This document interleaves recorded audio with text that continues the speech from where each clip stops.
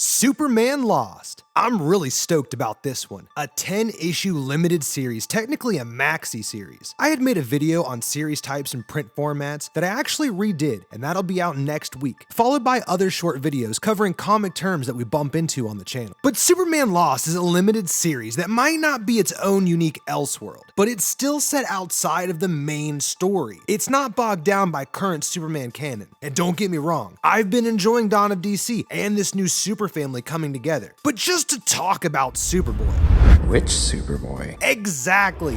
It's such a conversation. But just looking at Superman Lost harkens me back to Superman Exile. Y'all remember Superman Exile? When Kal was so distraught over having taken a life that he exiled himself from Earth. Though chock full of introspective remorse, this existential crisis leads him on several adventures, including Mongrel's Warworld and the first appearance of the Eradicator, who comes back into play later as Exile was the lead up to Dan Jurgens' death of Superman. If you're unfamiliar, leave a comment, maybe we'll take a deeper look. It's George Perez, it's Roger Stern, Dan Jurgens, it's as Superman as it gets. But so is this, so let's crack the spine of issue 1, Superman Lost. We start right off in the middle of the action, a high-speed chase that leads to a car rearing off the bend. And just as the young lady's life flashes before her eyes, the vehicle is stopped, saved by our Man of Steel. And the $1 million of cash raining from the trunk of her car are each a million questions in the mind of Lois Lane, who is working on her report of the incident for the Daily Planet. Now, something about the story isn't adding up. It's not sitting right with her. So she tries to bounce some of the facts off Clark, who's fixing a toaster. Now, keep in mind, Superman fixing a toaster is like building a ship in a glass bottle. Imagine the delicate care with which Clark would have to turn a screw, not to snap it off or strip the threading. This is how he unwinds, how he relaxes between missions, saving lives, and fighting intergalactic threats. Activities that leave little free time for the couple. And just moments later, duty calls, and Superman's needed. So far, things are pretty par for the course as far as evenings go for Lois and Clark.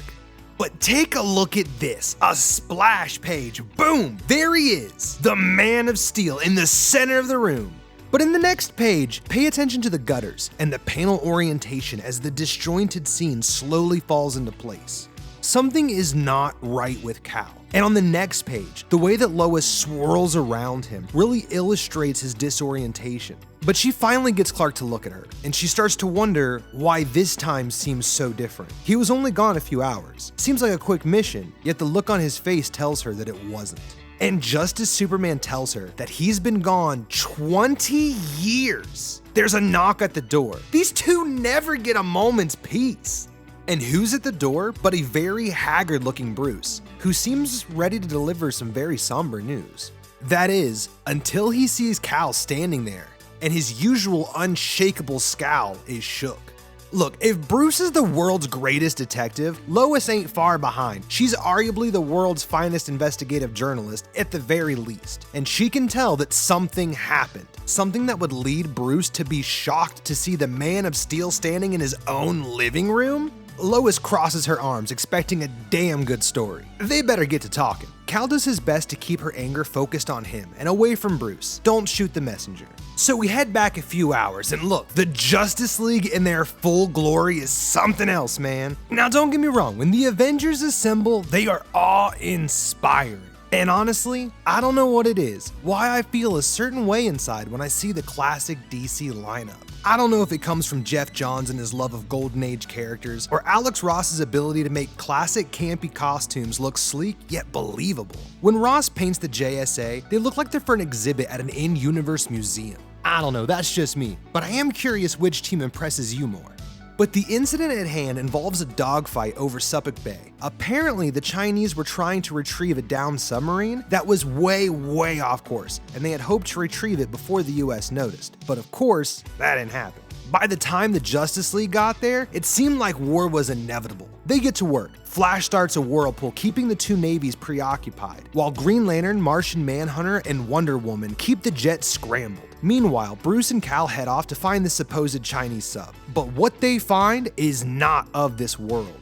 Before they could investigate, Manhunter and Green Lantern notice ample amounts of radiation coming from the object. And after further examining the radiation, a few things become clear. This alien ship has a hyperdrive capable of creating wormholes to travel great distances. And if the hull had been breached, then the singularity inside could become unstable and could potentially engulf the entire Earth. It is clear that Superman is the only one of them who could withstand the radiation and the gravitational pull of the singularity. So they tie Wonder Woman's lasso of truth around him, and then herself, along with Aquaman, Green Lantern, and Martian Manhunter, act as his anchor. The closer to the hyperdrive that Superman gets, the more degraded his comm signal becomes. The Justice League can hardly hold on as the ship begins to collapse from inside. The event horizon begins to expand, and the team loses contact with Superman when the ship implodes.